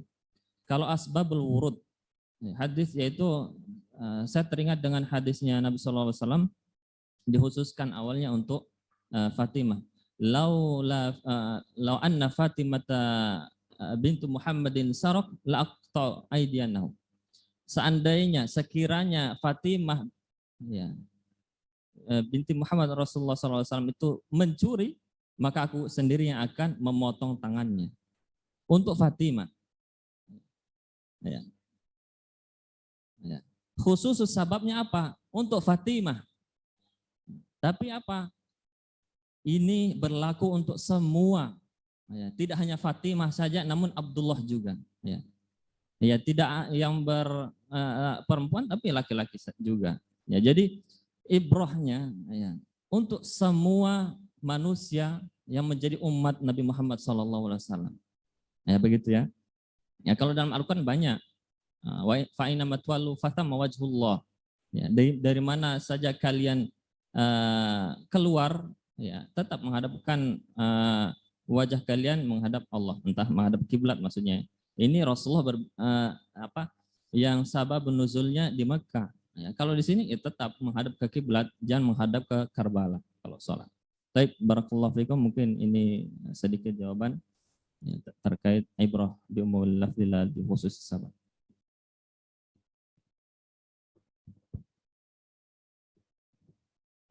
Baik, sekiranya cukup untuk sesi pertanyaan. Nah, mungkin bisa diberikan tepuk tangan untuk semuanya. Baik, kita tutup untuk sesi tanya jawab dan kemudian kita pindah ke sesi epilog dari mentor kita Ustadz Wildan Arif. Kepada beliau kami persilakan.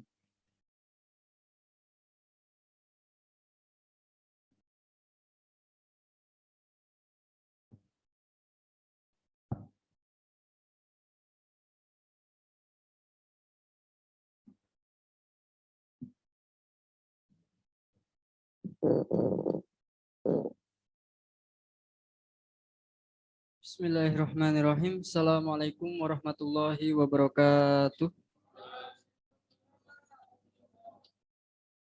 Alhamdulillah alladzi hadana li hadza wa ma kunna linahtadiya laula an hadanallah.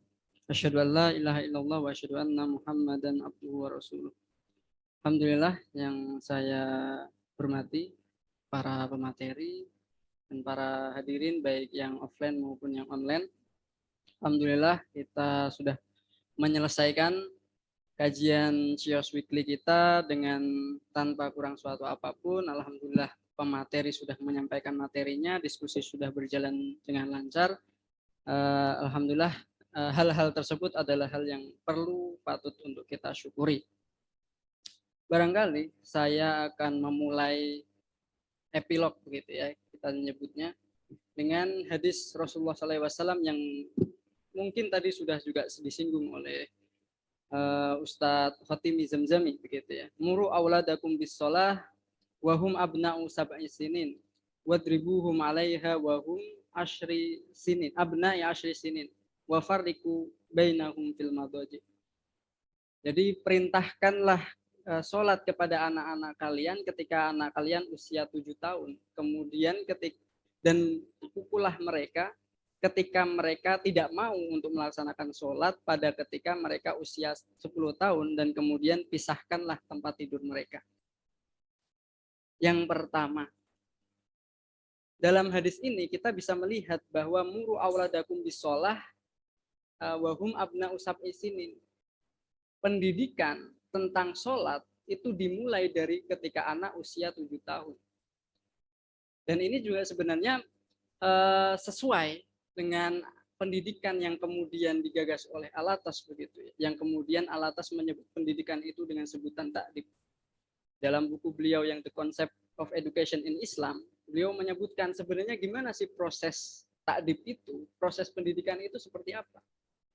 Di situ beliau menyebutkan bahwa proses ta'dib adalah pengenalan dan pengakuan yang secara berangsur-angsur ditanamkan kepada manusia tentang tempat-tempat yang tepat dari segala sesuatu di dalam tatanan penciptaan sedemikian rupa sehingga membimbing ke arah pengenalan dan pengakuan kekuasaan dan keagungan Allah di dalam tatanan wujud dan keberadaannya.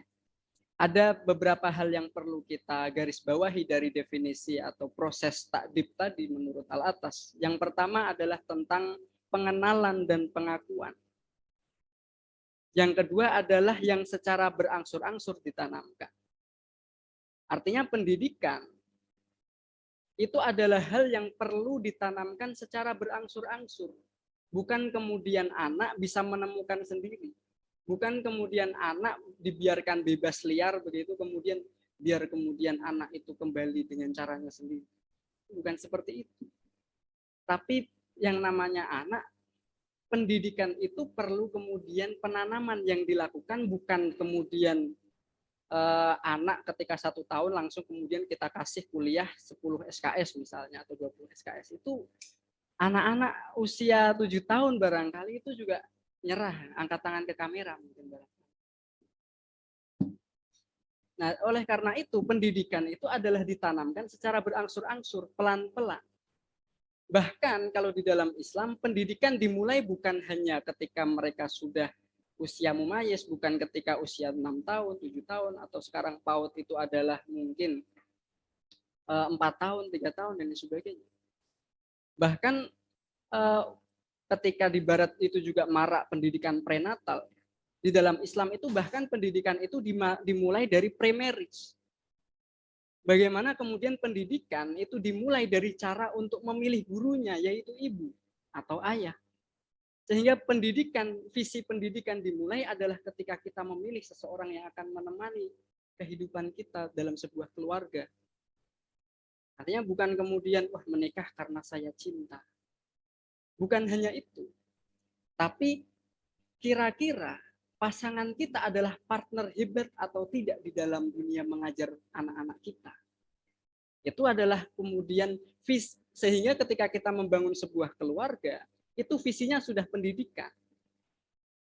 Nah, sehingga ketika sudah prenatal, kemudian anak itu sudah dilahirkan usia 1 tahun, 2 tahun, itu semuanya adalah tentang pendidikan, tentang penanaman adab atau tentang penanaman nilai.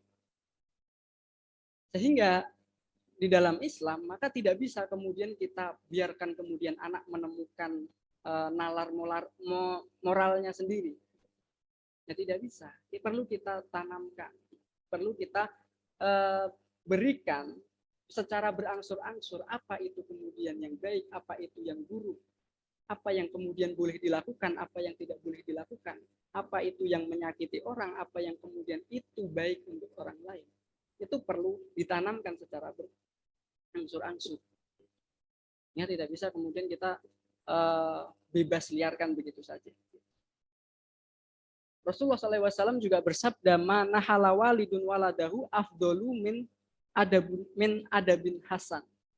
Tidaklah kemudian pemberian seorang bapak yang paling baik, kecuali adab yang baik. Itu adalah pemberian terbaik seorang ayah. Pemberian seorang ayah itu bukan kemudian hanya sekedar rupiah, atau kemudian sandang yang baik, papan yang baik, pangan yang baik. Bukan hanya sekedar itu, tapi adab yang baik. Itulah yang kemudian pemberian terbaik dari seorang ayah. Nah, kalau misalnya kemudian seorang ayah membiarkan kemudian anak itu dibiarkan moral begitu saja, terbebas, biarkan dia memilih, biarkan kemudian anak itu dibangun oleh lingkungannya sendiri dan lain sebagainya.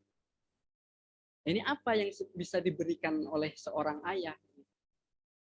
Hingga di dalam Islam pendidikan itu perlu ditanamkan, perlu dilatih berangsur-angsur, mulai dari kecil. Mungkin yang putri perlu dilatih untuk mengenakan jilbab agar kemudian dia merasa nyaman dengan jilbab itu.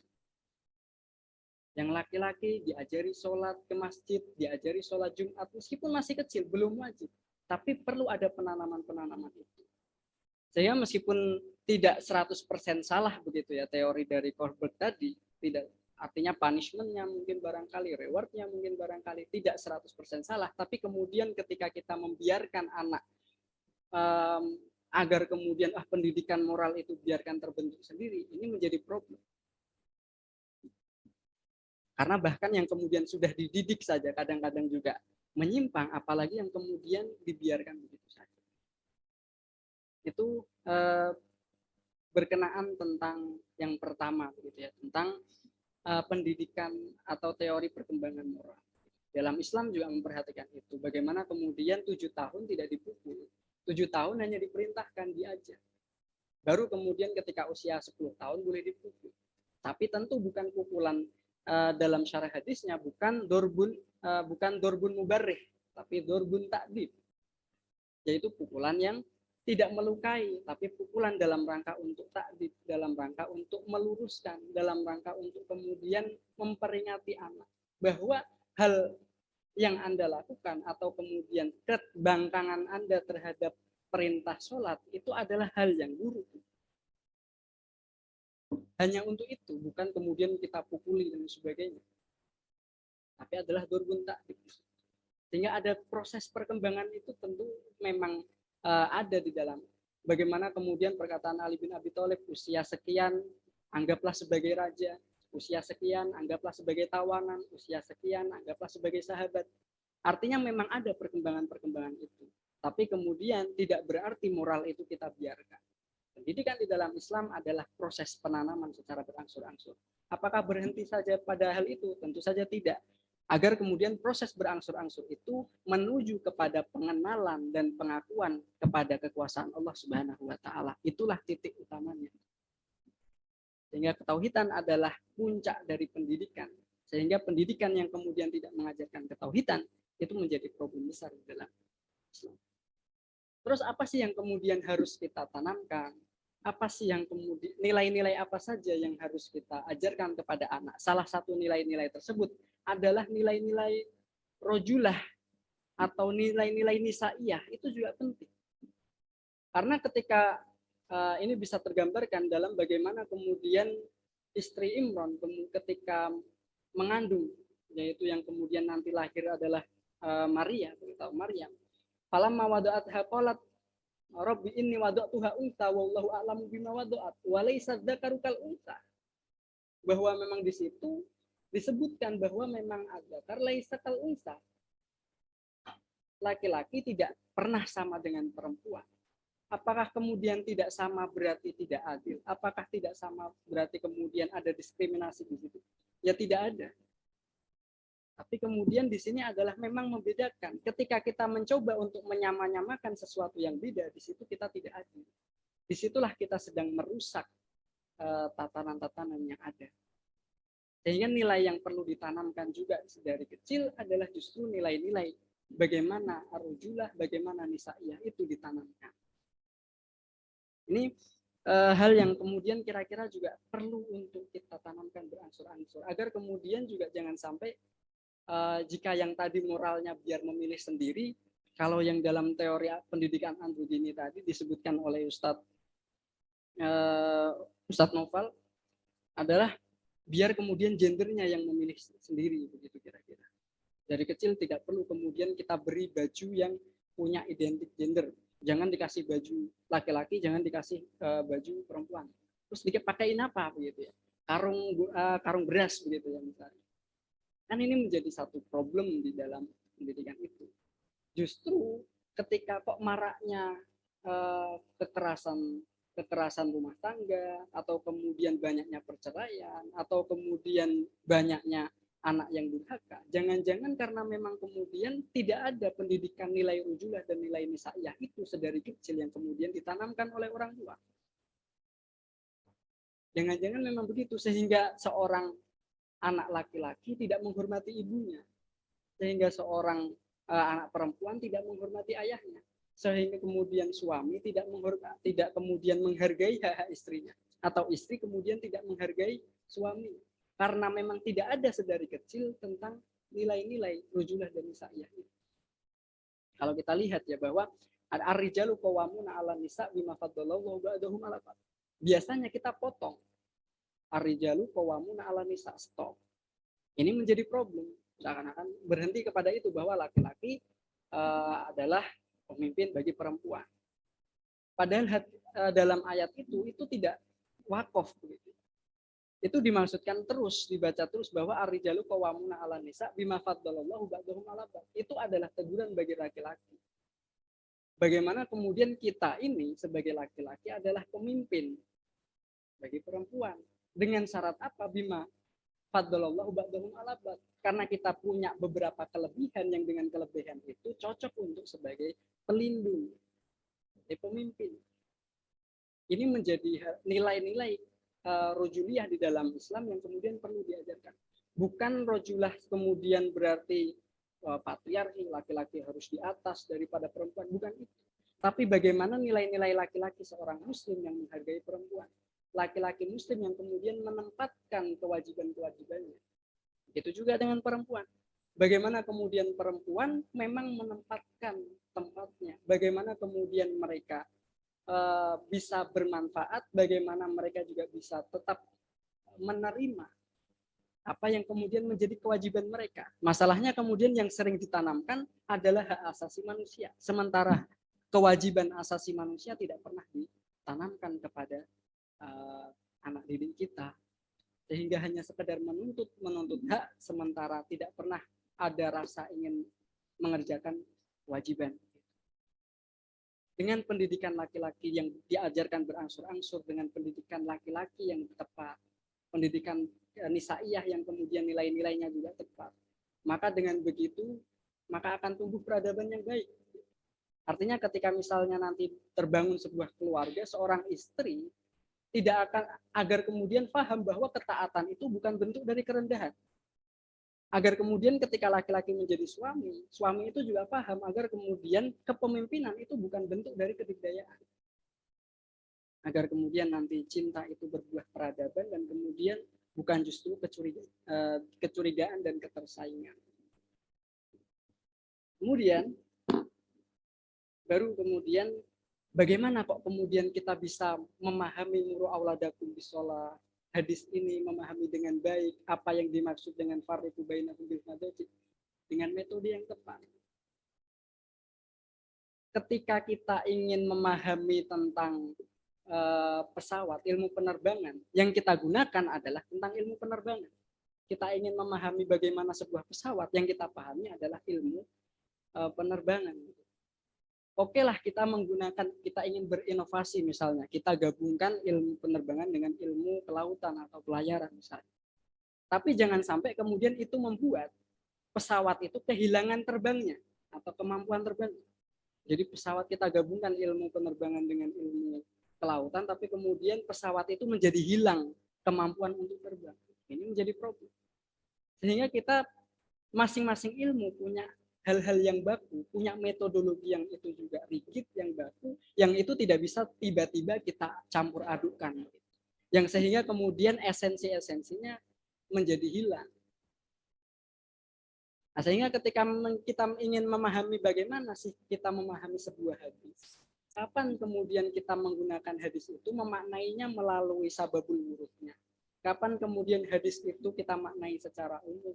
Kapan hadis itu kemudian kita perlu membandingkan dengan hadis yang lain. Bagaimana kemudian ketika satu hadis bertentangan dengan hadis yang lain, perlu kaidah-kaidah yang jelas. Perlu kaidah-kaidah yang memang kaidah itu baku sebagaimana ilmu penerbangan di dalam pesawat itu juga baku.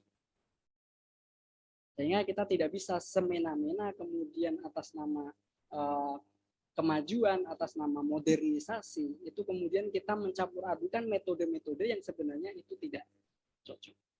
Sehingga kita perlu memilah-milah agar kemudian tadi ketika kita memahami muru auladakum bisolah, kemudian fadribuha, itu tidak kemudian dengan cara ekstrim, kemudian berarti harus dipukuli anak-anak 10 tahun langsung kita pukuli. Tidak semacam itu. Atau kemudian tidak ada cara pandang ketika kita melihat hadis ini, berarti Rasulullah ini menganjurkan untuk kekerasan dalam rumah tangga. Kesimpulan-kesimpulan takwil semacam itu terhadap suatu hadis karena tidak menggunakan metode yang tepat, yang kemudian perlu kita perhatikan. Itu kira-kira yang kemudian semoga cukup merangkum begitu ya dari pembahasan para pemateri kita.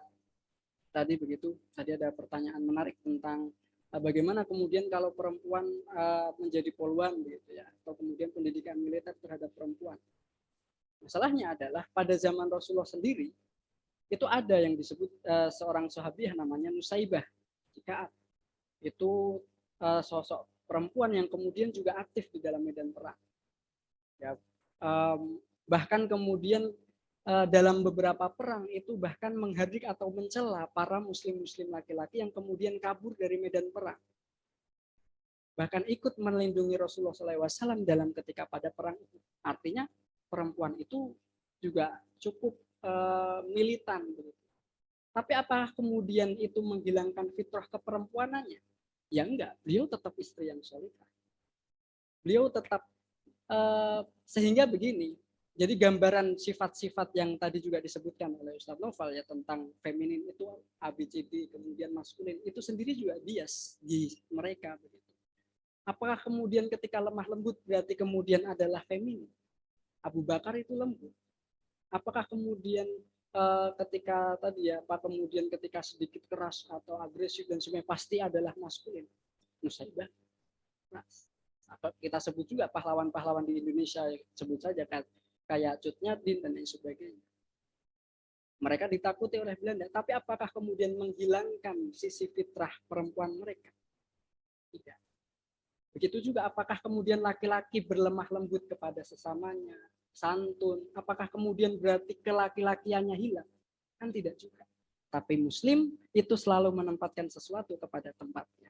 Kapan harus lemah lembut, kapan harus keras, kapan harus tegas, dan lain sebagainya. Mungkin itu saja, semoga cukup merangkum barangkali.